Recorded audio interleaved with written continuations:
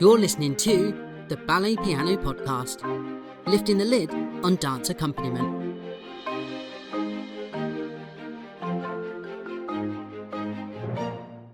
Hey ballet fans, that's right, you're listening to the Ballet Piano Podcast, and we're lifting the lid on what it takes to play for ballet class and accompany dance in general.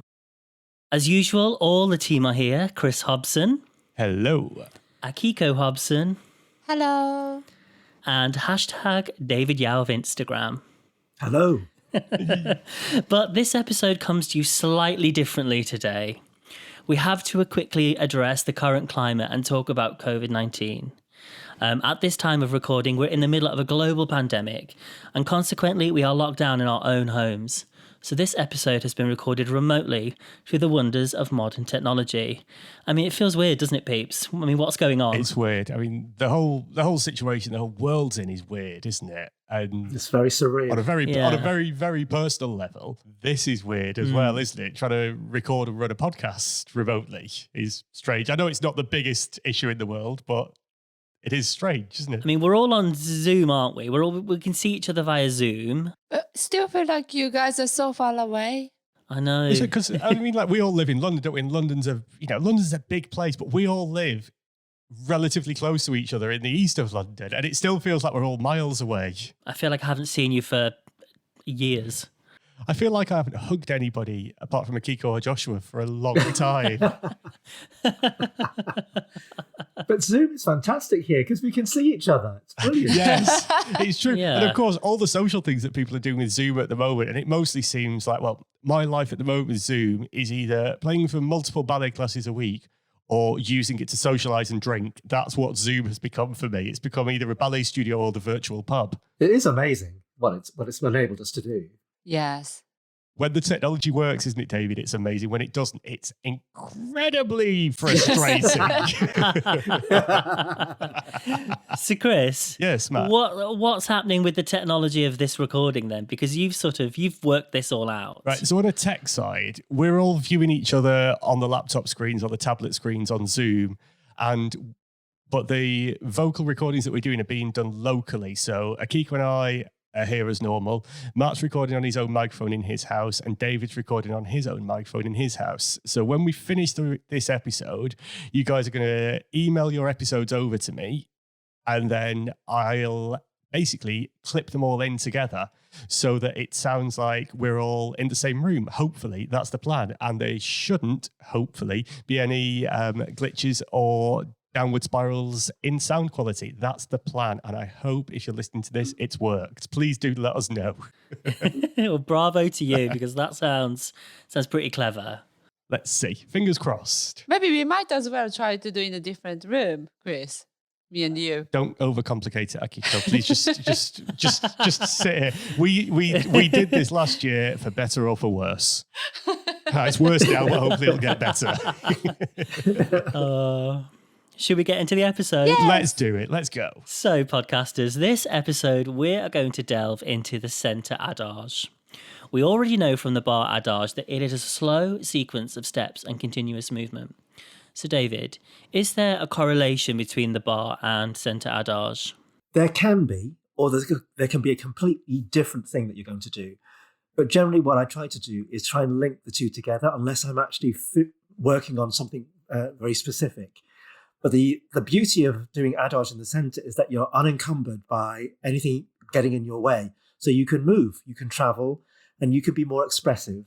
And that's what I love about the centre adage, is that the music can be bigger and more grand, and more creative as well. And in terms of being cohesive, you can use your bar adage to prepare for the centre adage. Exactly. So there can be that's natural progression. Or you might think, okay, I want to do something completely different, something that I haven't been able to do at the bar, like say, do a pirouette or a sustained turn, which you couldn't do at the bar because, the bar would get in the way. But in the centre, you have that freedom to move. And as you said, you can travel, but you can't do that very much at the bar. And that gives you more options. And so what sort of steps? You can do pirouettes in open positions, développés. What other Any things? kind of turning, any kind of turning movements like promenade, which is a very slow turn on one leg, for either a whole turn or bits of turns, with your free leg, your gesture leg, extended or moving in space around you, which you couldn't really do by the bar because you just bump into everything all the time. And you can travel, you can do moving steps that go in any direction. Well, you couldn't do that at the bar either. Yeah. And you just feel as though you can move your body, bend your body forward or backwards much more easily. It really is the freedom. It's the freedom. You can exploit all those different arabesque lines. Absolutely. Écartés, effaces, all sorts of things, can't you? Yes, all the 8 directions of the body. There's lots of photographs taken when, the dancers are doing adage. Yes, because it's so slow, it enables you to sustain a position for longer. And of course, without the bar, you have to just use your own body to stand up. And that's kind of a challenge in itself. And also, because the adage in the centre is slow, you can do fouette of adage, which is preparation for fouette sauté. And, the turns in promenade in attitude, that's preparation for a pirouette in attitude, isn't it? Absolutely. So that sort of bridges that gap for what the dancers go on to next. And just like you start at the bar, we start everything slowly at the bar. So the dancer has time to actually feel where their body is in space. And now in the centre, we're doing that. And specifically because there's nothing to hold on to, you are so much more aware of your own body and where your weight is through your body standing on either one or two legs. And that's really the challenge, to stand up without falling over, literally. And it looks quite wobbly sometimes, doesn't it? Until the dancers have found that supporting leg. We try not to wobble, but no. that is the challenge, really, isn't it? Solid as a tree trunk. Absolutely.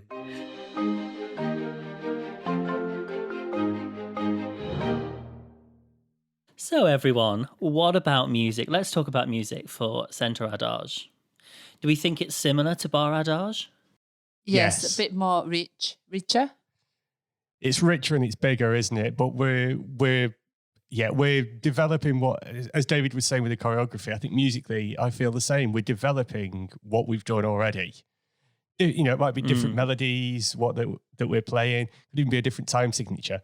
But we're just, we're taking it up a notch. We're switching the amplifier up to 11 here, aren't we? And going for it. Yeah, quite dramatic. Yeah. And stylistically, it's adagio, as we know, but it's still nice and smooth and legato, isn't it? I always like the creativity that you bring to the adage in the centre. And I love just challenging whoever's playing for me by just saying sometimes, okay, inspire me, play whatever you like. Oh, here we go. David, I love Which can be dangerous. I love watching Akiko's eyes when we do this because they get wider and wider. You just make me feel nervous. Anytime any teacher said, just play something to inspire me. Let's mark along with the music. Akiko, play something. I'm like... Do you ever find when you sit down at one of these public station pianos and someone says, oh, play something, you completely forget everything that you know how to play off the top of your head? Yes. It's like that situation, isn't it? I think I've played on one of those pianos once and I won't ever do it again. The only time I've ever heard you, Akiko, play on one was when you were drunk and it was your birthday. And we'd been out for a meal and you played Happy Birthday to yourself and Joshua sang to you. Chris and Akiko, is there anything that you play for bar adage that you don't play for centre adage and vice versa? Do you split your repertoire or do you play both for both? I think both for both, but I don't know. I never thought about it. I think both for both, but some slightly different speed depending on the steps. I'm in two camps for that. Sometimes I do have things that I would only play in the centre. For example, Spartacus Adagio, I tend to only ever play that in the centre. I don't know why, just because it feels richer and grander. But I play my own repertoire differently if it's at the bar or the centre. Usually if it's in the centre, I'd probably pull it out and maybe put a little bit of rubato in there every now and then, especially if it's going from one side to the other. Yeah. And just slightly slower sometimes as well, just to give a little bit more time, or I think for the dancers, as David was saying earlier, it's that freedom of movement, to just sometimes be able to explore that freedom of movement with some hopefully beautiful, supportive and inspirational music around. Hopefully. So that's the plan. What I tend to find is that when you get into the centre to do the adage, the pianist becomes much more expressive in what they in their choice of music and the way that they actually deliver the performance. And that's really inspiring for the dancer. That's what I mean, Akiko, that's what I love about when you play. Really? Is that you just let low, you just let, it's fantastic. You just let go and it becomes really, really expressive. It's lovely. For me, like center adage a bit like what do you say, Haagen-Dazs ice cream. Like you can't get to eat every day. Which flavour? But that's a choice of my music, Yes. isn't it? It can be strawberry, it can be Good hazelnut. description. But it's just something that, you can't eat every day, but it has to be so luxury and just special. I can't remember which episode, Mark, you described it as, but it sounds expensive and it is expensive. It looks expensive. This is expensive, what we're doing when we get to Adage in the centre, isn't it? Yeah.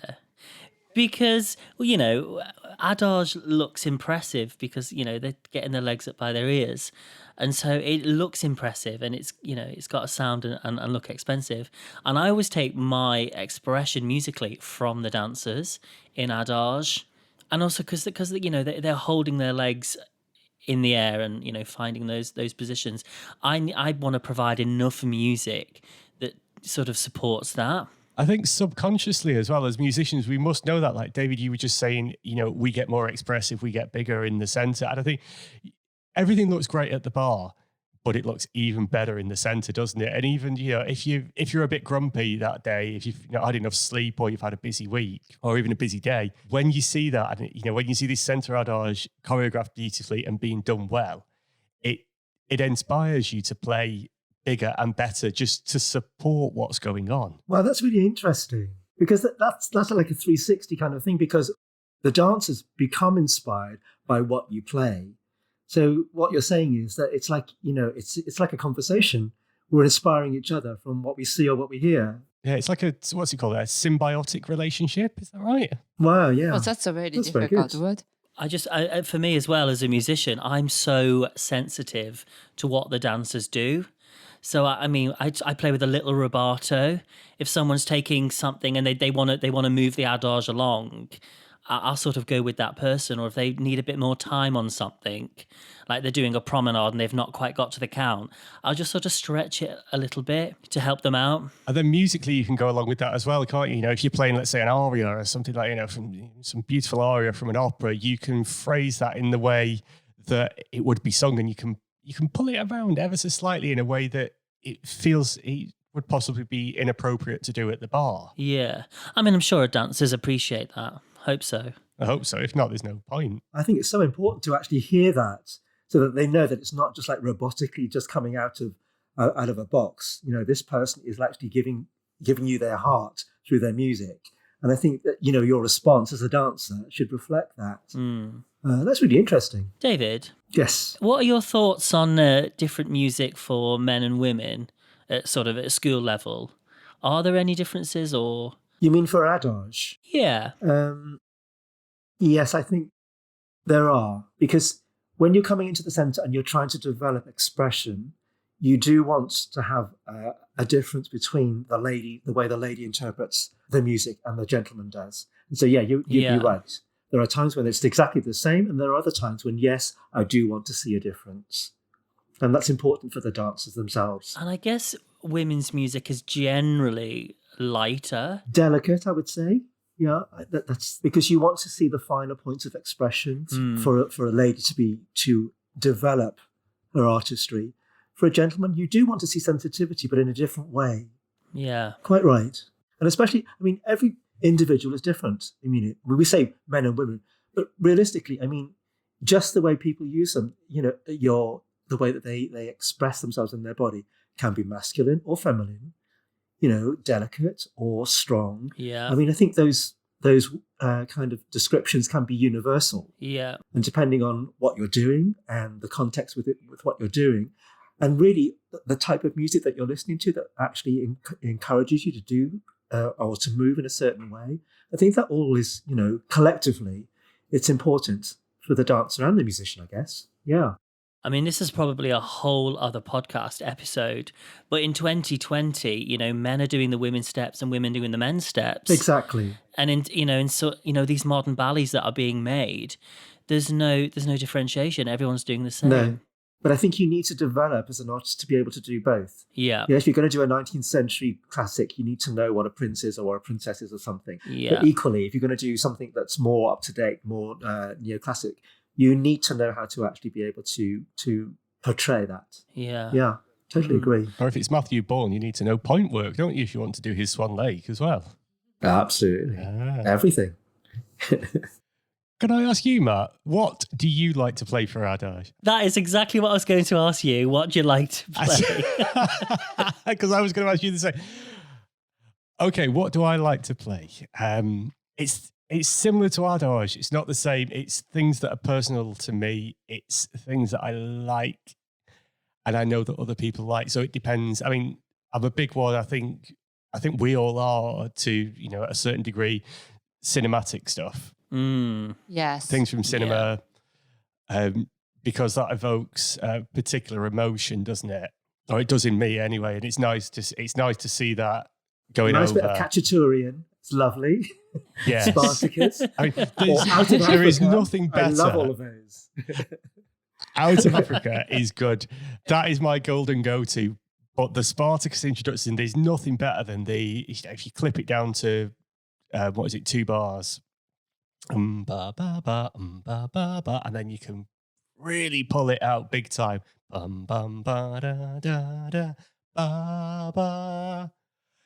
You can really see how far you can pull that, and it's really nice. I've done that in assessments before now when I've been working in the school, and it's gone to almost half speed by the time it's got to the end of the bar, and people do look at you as if they want to kill you, but there's a lot of smile and a lot of artistry that goes with it. And Chris, you really like to pull it out, don't you? I really do enjoy pulling it out, yeah. I mean, I'm not making it all about me, but that is one where it is. You're the noisiest pianist in the studio, you know that, yeah?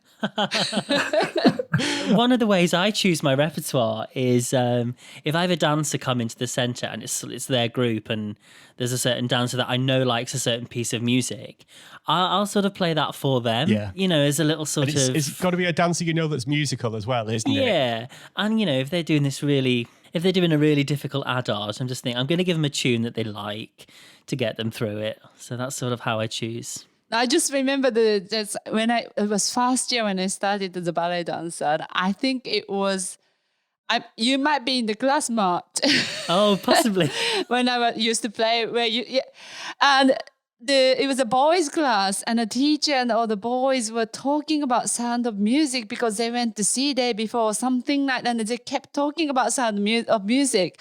So when the Adage came, I played the Sound of Music for them, and all the students just eyes started shine, and they were just like full out dancing, and I found it really funny. But they just loved the fact that I played Sound of Music for them. But for anybody who's like starting out in a career in sort of like playing for ballet music, what would your recommendations be for Adage in the Centre? I think people start off playing like an operatic aria tune. Arias are a good one to go to. O mio Babino or the Madame Butterfly. I forget the title of the one in G flat. Or like Disney ballads and MT ballads because they're generally square phrasing. Yeah. And you could do I Dreamed a Dream. It's easy to square off a lot of these musical theatres and even some pop tunes and things like that. Adele, Make You Feel My Love or something like that. You could play it on a 3 or on a 4. It's more or less square. It doesn't sound bad. It's, you've got to chop off a bar here or, a couple of counts there, but it's not difficult to do and it doesn't require a lot of effort. You just got to think in a phrase of 8 counts.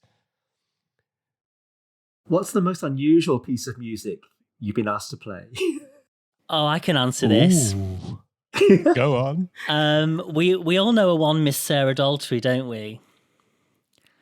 Yep. She sang, would you believe it? She sang a habanera once for Centre Adage Oh, wow. for young dancers, for the young students.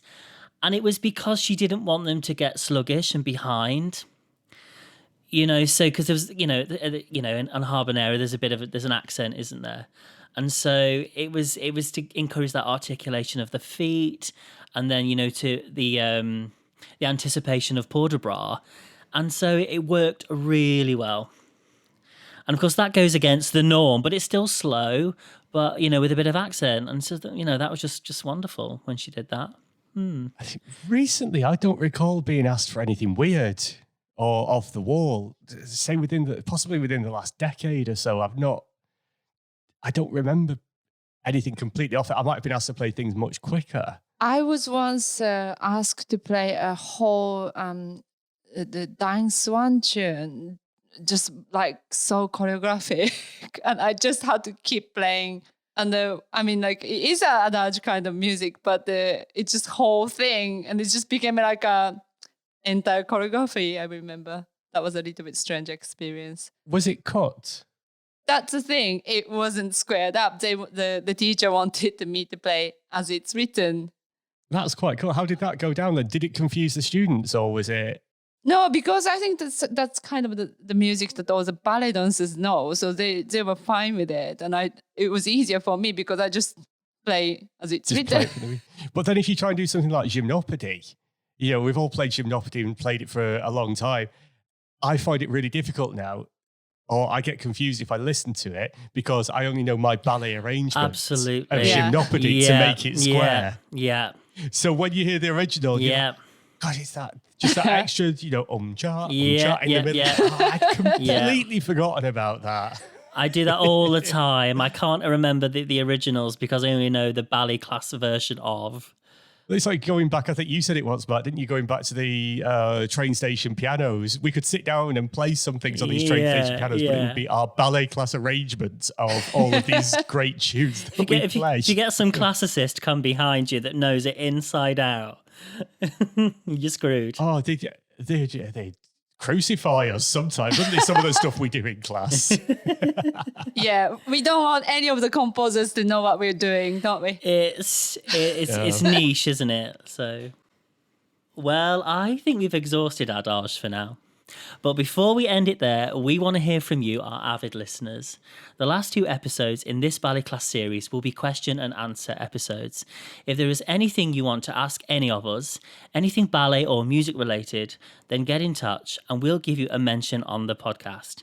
You can send your questions to balletpianopodcast@gmail.com, or you can direct message us on Facebook or Instagram. Just search for Ballet Piano Podcast. Please get in touch with your questions because we'd love to hear from you, and we'll do our best to answer as many as possible. Next episode is where class gets really exciting with the exploration of pirouettes. So make sure you download that episode and have a listen to that. And if this is the first episode you're listening to, we have many more featuring all the bar and other centre exercises. You can find us on all major podcast providers, and as we said, on Instagram and Facebook. So we'll catch you on the next episode. So it's goodbye from me. Goodbye from me. Bye-bye. Goodbye.